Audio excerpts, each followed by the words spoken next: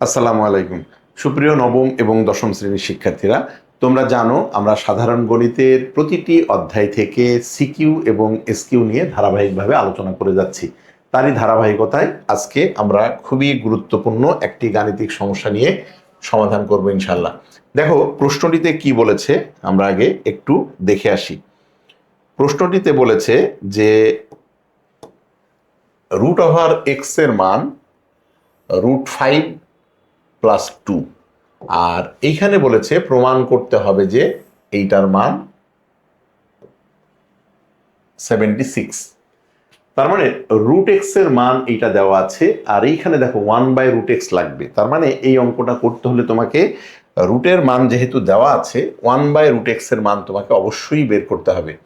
তাহলে তুমি প্রথমে লিখবা কি দেওয়া আছে, আমাদের দেওয়া আছে কি লিখবো, দেওয়া আছে √x সমান √5 + 2।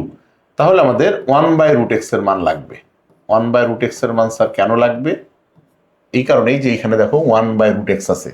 1/√x এর মান তাহলে কত হবে? 1/√5 + 2। এই ধরনের রাশিকে তোমরা কিভাবে জানো যে এখানে হরে যেটা থাকে তার বিপরীত চিহ্ন মানে অনুবন্ধী রাশি দিয়ে আমাদের গুণ করতে হয়। তাহলে সেই ক্ষেত্রে আমাদের উপরে আমরা 1 এর সাথে গুণ করব √5 - 2 দ্বারা, এটা দ্বারা।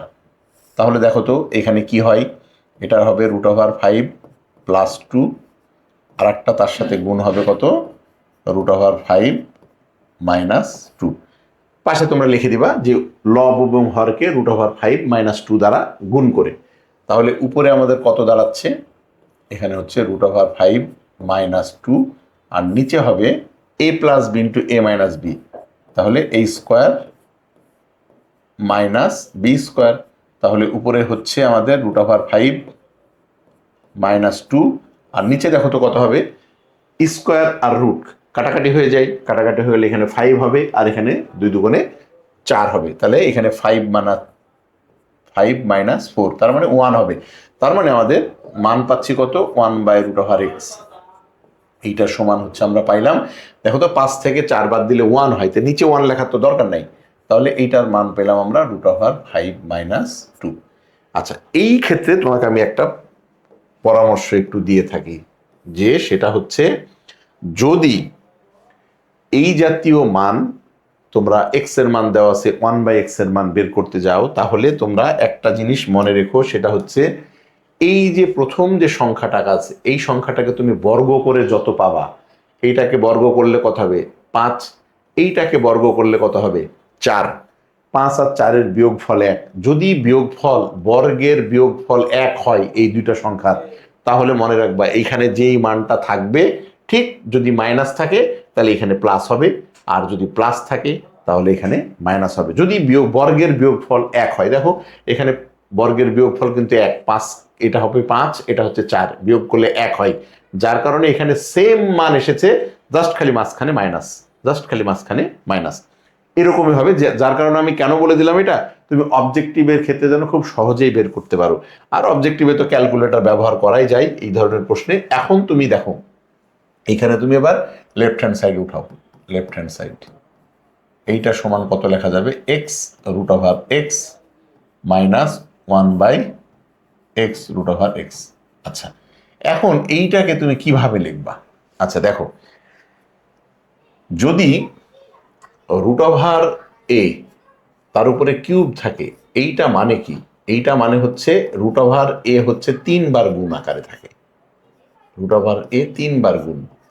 তার মানে এইটাকে 2টা লেখা যায়, মানে √a হোল স্কোয়ার লেখা যায়, ইন্টু √a লেখা যায়। তাহলে এইটা মানে হচ্ছে আমাদের স্কোয়ার আর রুট কাটা a√a। দেখো তো, তার মানে a√a সমান √a তার হোল কিউব লেখা যায়।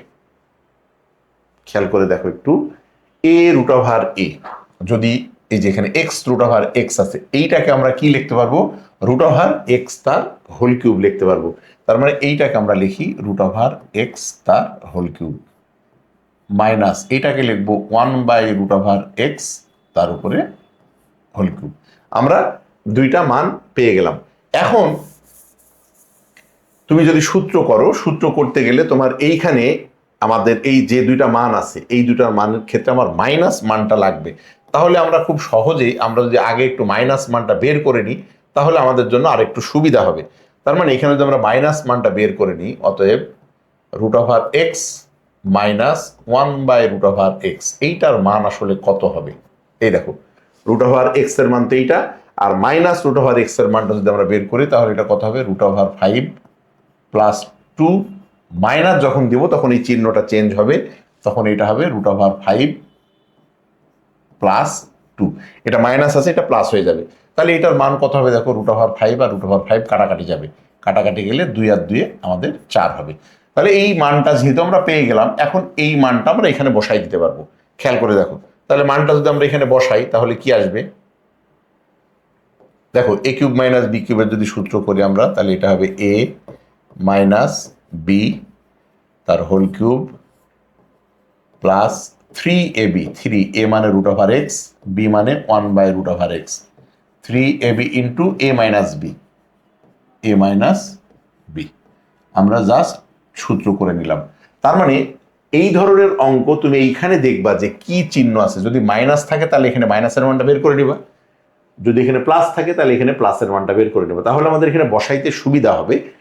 না করলে হবে কি, তুমি যদি এইখানে বসাইতে যাও তখন তোমার একটা ক্যালকুলেশনে অনেক জটিলতা আসতে পারে, আমরা ওই ভুলটা করব না।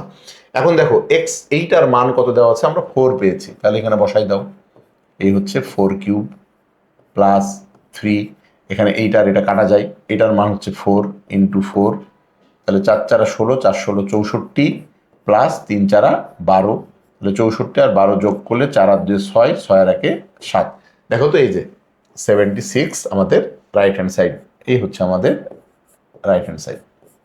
আচ্ছা দেখো, তাহলে আমরা খুব সহজেই যেই মানটা দেওয়া থাকবে সেই মানটার আলোকে আমরা গাণিতিক সমস্যাটা সমাধান করতে পারলাম। তো আশা করি বুঝতে পেরেছো। সকলের জন্য শুভকামনা রইল। আল্লাহ হাফিজ।